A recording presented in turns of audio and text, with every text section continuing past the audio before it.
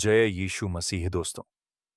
सबसे पहले हम अपने जीवित परमेश्वर का धन्यवाद करते हैं, जिन्होंने हमें एक और नया दिन दिया, उनकी उपस्थिति में आने का अवसर दिया और उनके वचन को सुनने और समझने की कृपा दी।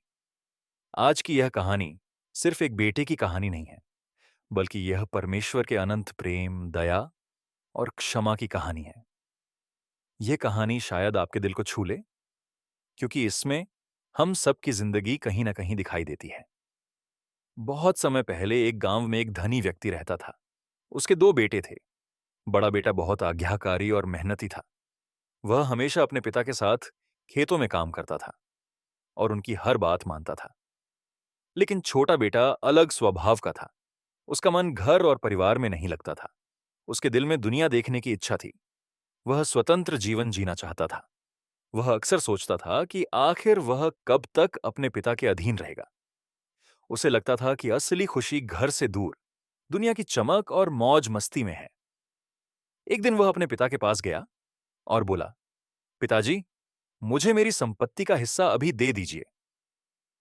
उस समय यह बात बहुत दुख देने वाली थी, क्योंकि उस युग में संपत्ति पिता की मृत्यु के बाद बांटी जाती थी।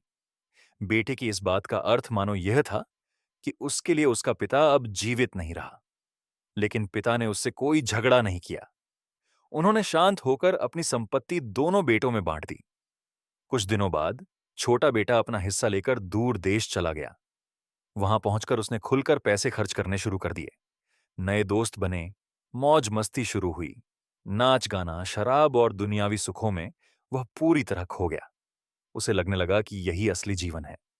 हर दिन उत्सव जैसा था। उसके आसपास बहुत लोग थे, लेकिन वे लोग उसके अपने नहीं थे। वे केवल उसके पैसों के कारण उसके साथ थे। धीरे धीरे उसका सारा धन समाप्त हो गया और उसी समय उस देश में भयंकर अकाल पड़ गया। अब उसके पास कुछ भी नहीं बचा था। न पैसा, न दोस्त, न खाना। जो लोग पहले उसके साथ घूमते थे, वे सब उसे छोड़कर चले गए। अब वह अकेला था। भूख से तड़पते हुए उसने काम ढूंढना शुरू किया। बहुत प्रयास के बाद उसे एक खेत में सुअरों को चारा खिलाने का काम मिला।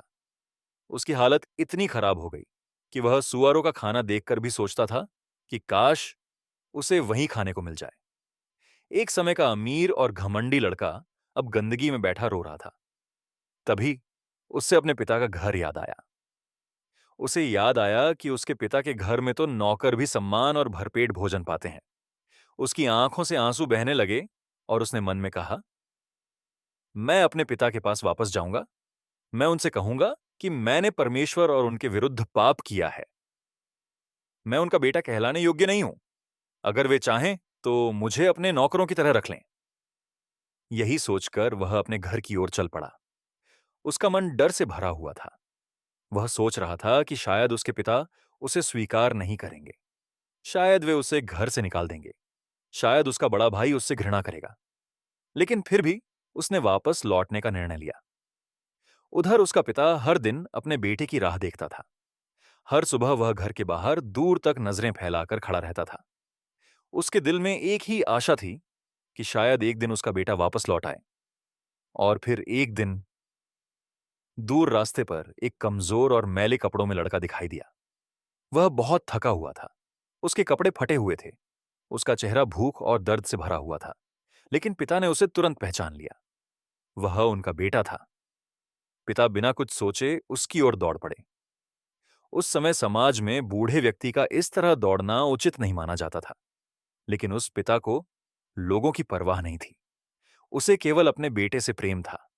उन्होंने अपने बेटे को गले से लगा लिया। बेटा रोते हुए बोला, पिताजी, मैंने परमेश्वर और आपके विरुद्ध पाप किया है। मैं आपका बेटा कहलाने योग्य नहीं हूं। लेकिन पिता ने उसकी बात पूरी भी नहीं होने दी। उन्होंने तुरंत अपने सेवकों से कहा, जल्दी जाओ, सबसे अच्छे कपड़े लाओ और इसे पहनाओ। इसके हाथ में अंगूठी पहनाओ और पैरों में जूते डालो। आज हम उत्सव मनाएंगे, क्योंकि मेरा बेटा खो गया था और अब वापस मिल गया है। वह मानो मर गया था, लेकिन अब फिर जीवित हो गया है। पूरा घर खुशी से भर गया। लेकिन जब बड़े बेटे को यह बात पता चली, तो वह क्रोधित हो गया। उसने अपने पिता से कहा, मैं इतने वर्षों से आपकी सेवा कर रहा हूं। मैंने कभी आपकी आज्ञा नहीं टाली। फिर भी आपने मेरे लिए कभी ऐसा उत्सव नहीं किया। लेकिन यह बेटा, जिसने आपकी सारी संपत्ति बर्बाद कर दी, उसके लिए आप दावत कर रहे हैं। पिता ने प्रेम से उत्तर दिया, बेटा, तुम हमेशा मेरे साथ हो और जो कुछ मेरा है वह तुम्हारा है। लेकिन आज आनंद मनाना आवश्यक है, क्योंकि तुम्हारा भाई खो गया था और अब मिल गया है। वह मर गया था और अब फिर जीवित हो गया है। दोस्तों, यह कहानी केवल उस छोटे बेटे की नहीं है, ये हम सब की कहानी है। कभी कभी हम भी परमेश्वर से दूर चले जाते हैं। हम दुनिया की चमक में खो जाते हैं। हम गलत रास्तों पर चल पड़ते हैं और फिर एक समय ऐसा आता है जब हम टूट जाते हैं। लेकिन परमेश्वर का प्रेम कभी समाप्त नहीं होता।